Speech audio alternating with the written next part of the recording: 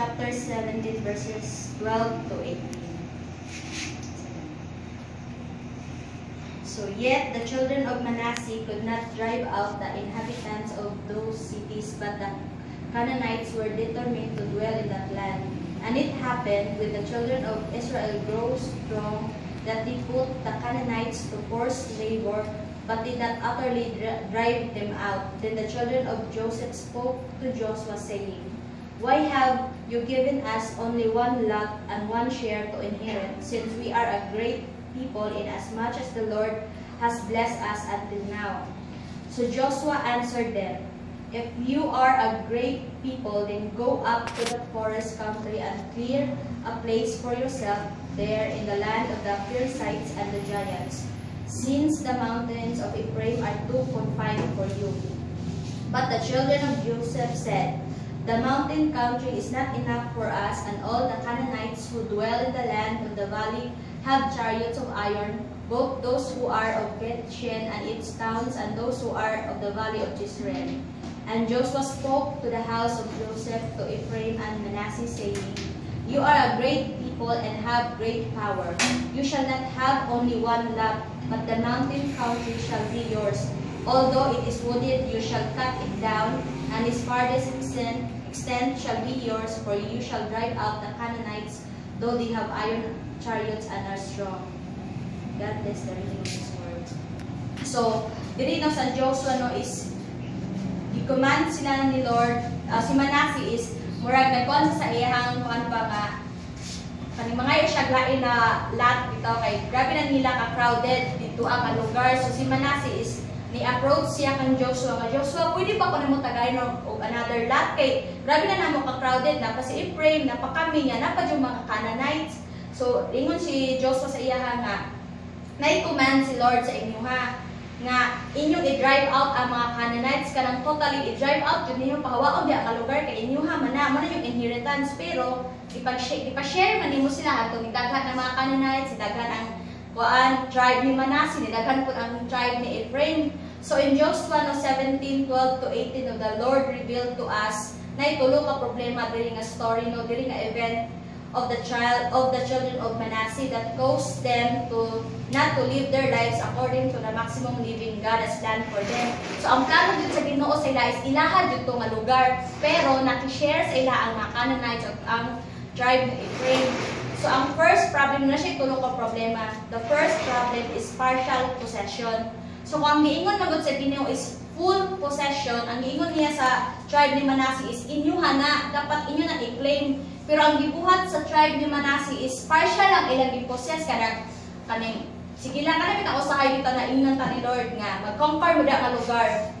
Pero usahay kita magduduhat ta kaya na mo na i-conquer na nga lugar nga daghan na ng tao niya murag magduha-duha ta kun natay duha-duhan mo nang giingon nga partial obedience. So nagduha-duha ta sa gisugo ni Lord sa atong command, even though nga wa ta kay bala kung anong ingana pag command ni Lord, pero kita on our hearts is nagduha-duha ta. So ingana pud ang heart no sa tribe of Manasseh nga imbis nga ang Canaanites is hawa jud siya kanang wala jud siya dito nga lugar, ilahan na jud to, pero ilang gialaw nga mga Canaanites is mo stay sa dito hantod magkaanak hantod.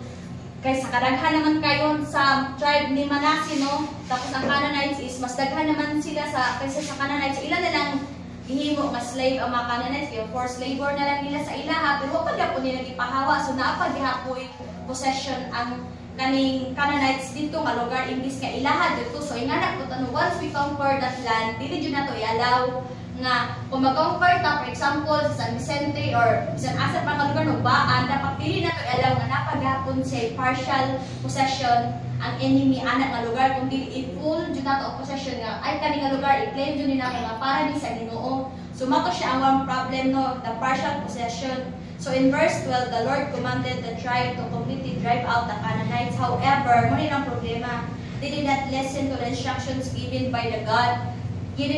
So may nga na problema sa usahay no, na instruction, pero ang problema is yun sa nato pag-act out ka ng na instruction, pero kanang bitaw natay kaugalingon pud nato ka instruction. Mo na instruction sa Ginoo, pero ang ato is atong pa unhon mga ay mo pud ang buhaton, pero na-main jud nga kani dapat yung buhaton. For example, na instruction si pastor nga kani yung buhaton adto mo dito ingana niya ikaw pud ay mura dili man ako kaya kung instruction ni pastor, so maghimo ko lain akong instruction. So nga na no, ang mga the tribe of Manasseh is wala sila nanina ko unsa instruction sa Ginoo.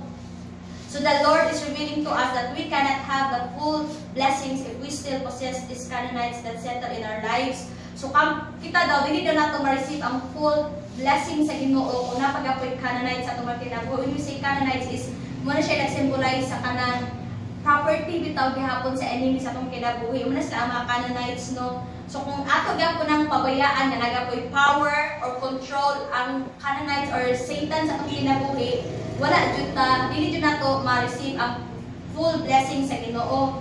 There are still some areas of our lives under the enemy's yoke because we still harbor on some sins. So usahay gani, dapat ay gitago-taguan nga mga gagmay na mga sala or dapat ay gitago-taguan nga mga darling sin kay di pa nato kaya ihatag sa Ginoo ba. So sometimes the very reason why we cannot have that complete victory over sin is that we do not listen and carry out God's commands. So manasyon kung dili nato maminaw, dito maminaw, i-carry out nga, may nga dito nga, i-deliver talaga na, nasala ka na, ayaw talaga na guniti, ihatag talaga na sa kuha, pero ikaw is delivered kay, kanina panikuan sa ako ang kinabuhi, nga na, no, so kita, hindi para ito maalaw ang self, nga i-let go na siya na sin.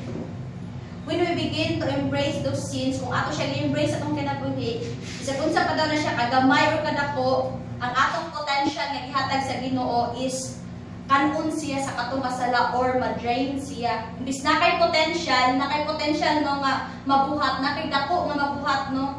Uga kana man kay sala ang gitago-taguan, murag mas ma-consume na non siya sa sala bisa pag unsa na siya kay gamay nga sala, kaunon siya sa sala ba.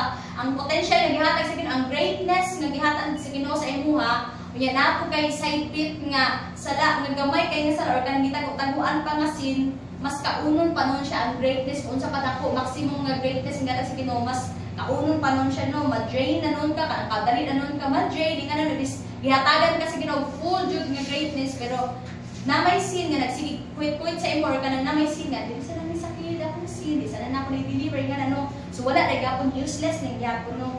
When the Lord is giving us the chance to defeat our Canaanites in our lives, we should carry it completely. So kung kitang gitagaan na ta sa og chance sa Ginoo nga i-let go jud nato. Dita magaduha nga ay dili pwede nga na fight Satan and his yoke and not partially. So full jud ta mo fight dili kay fight ko diri karon. Ay sige ako nang gi-deliver ka.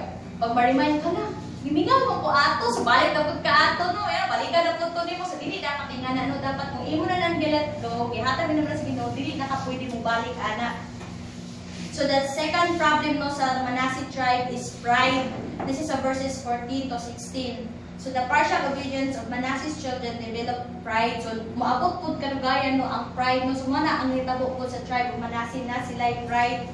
So sometimes God doesn't pour out blessings to us because we lose our humility before Him. So usahay no dili ma-pour out sa Ginoo ang blessing para sa ato ang usahay. Taas pagkapuntag pagtanaw sa itong kagalingon, baka dili ito kay ihambol atong kagalingon sa Ginoo.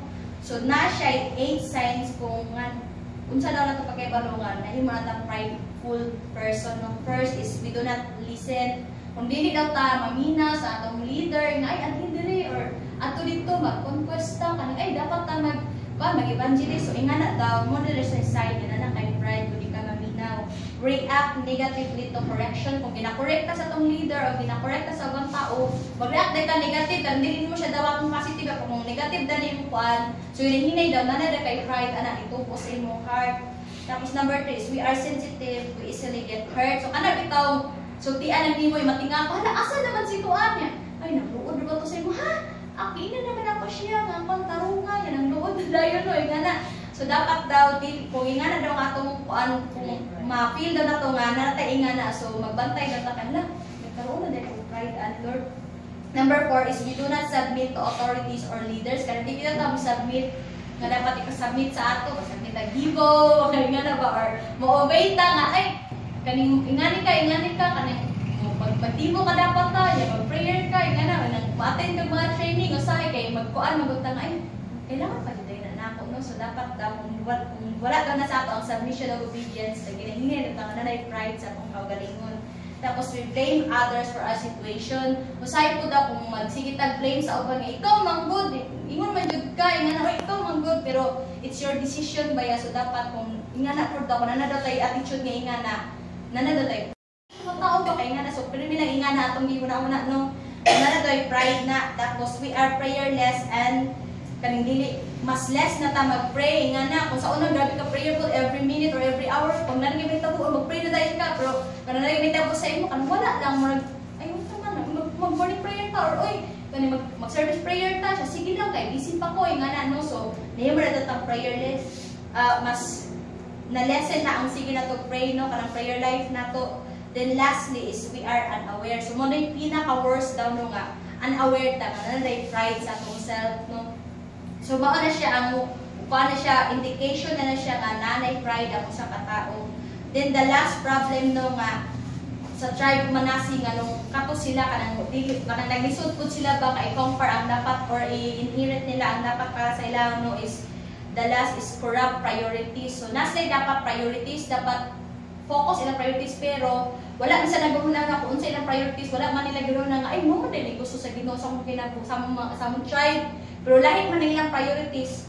So nana siya sa verses 17 to 18 no if we are not faithful over small things entrusted to us by God then we should not expect Him to give us more. So usahay man gud grabe kay ta mag-expect sa Ginoo ba nga Lord wala ko yung nga ni Lord nag-aasta per nga Lord nga ni Lord nga once ginahatag na sa Ginoo murag malimtan ka na ko wala man kita nagpasalamat usahay nga Lord salamat Lord pero usahay kanang nahatag na si Ginoo ang katong dapat ihatag usahay mawad ana tag time sa iya usahay makalimutan ta nga oy mas mo serve day ko kanay gihatag si Lord no. We always have the tendency to ask for more from God and say that we do not have enough but the question is mo na question are we a good steward over what's entrusted to us kaning good steward ba daw sa mga tao nga gibunita nato kanang balit isa na siya kabog pero ato jud siya gialagaan no siya pag 144, 1728 na siya pero kanang gi-entrust ato sa Ginoo mga tao ba kanang kaya ba na nato sa areglahon kanang gi-entrust sa Ginoo sa ato kay kabalo ang Ginoo nga naa kay heart na kay kaning apil siya sa imong priorities nga ay kani siya dapat yun ako ni siya alagaan. So if we use our time, effort or even our finances to glorify God, He will surely increase us in His perfect time. So kung ginahatag na to ang time sa Ginoo, ang atong effort, ang atong finances pod no kanang atong ihatag sa Ginoo kanang ipakuha na to kanang tagaan na to o priority po lang Ginoo sa atong finances diha gina-increase ta niya.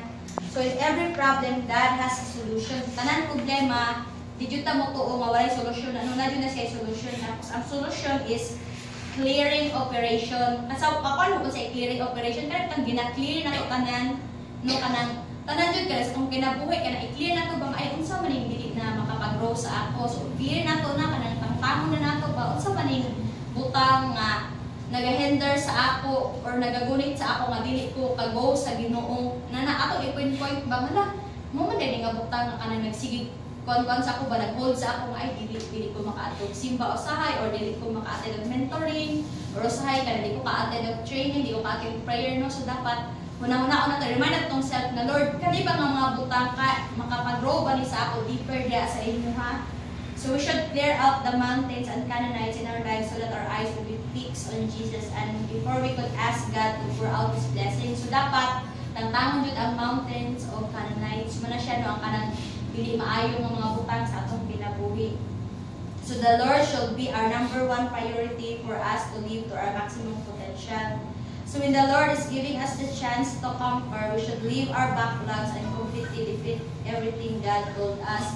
Kung maingon si Lord nga mag-conquer ka, mag-conquer jud ka. Dili kay maingon si Lord nga mag-conquer ka, maingon ka sunod na Lord. Dili kay mo man ang perfect time nga giingon sa Ginoo sa imuha, dapat mag-conquer jud ka. Even though wala ka kay balo nga Lord, unsa siya kaabtan nito pero dapat na po kay preparation mo na ang prayer. Preparation. So ba na prayer no, kung wala yung prayer dili jud ka basta-basta matong counter no kay dili man na siya usually mga tao lang atong mga kaaway no or kanang ano siya nasa sa heavenly realm sa atong mga kalaban dili siya mga normal na tao so dapat na jud prayer bisan pag di kay ta mag-apple morning prayer na so bisan pag kung sa atong self no mag-pray ta kanang mga yung taog kaning kuan prayer list atong leader or kaning mga ubig kay para balat ako lang mag-pray nag-pray gyud ko sa amwa. Ang uban is naga-commitment fasting no mong punapin mo jud na siya nga requirements of conquest no kay without fast prayer and fasting kanang dili jud na kaya sa atong own strength no ang Ginoo mo atong kalihokon ani ang Ginoo mo jud ni si Ginoo man jud conquer, pero kailangan mo pud niya og tao nga mo go dito alisod ko kasi Lord da jud dito matinga matataw ni kano. So kay ginagamit ta niya no, so ang spirit is ginahatagan ta strength, ginahatagan ta niya og power to boldly conquer this kaning mga community or barangay. So even though no nga kanang kay balota nga dili jud dalim ang mag-conquer no, pero we all know that the Lord has backed us up no, kana na jud siya firm sa ato, or even gani naguna na siya dito gi-prepare na niya. It's up to us to choose ta nga mo go ba ta to conquer no, kana maga-commit ba ta sa bang self ay uban ko sa inyo mag-conquer man tayo mo, uban ko sa inyo, pero ato sa i-check atong self kung gina-prepare pa pud nato tong self kay lisod man pud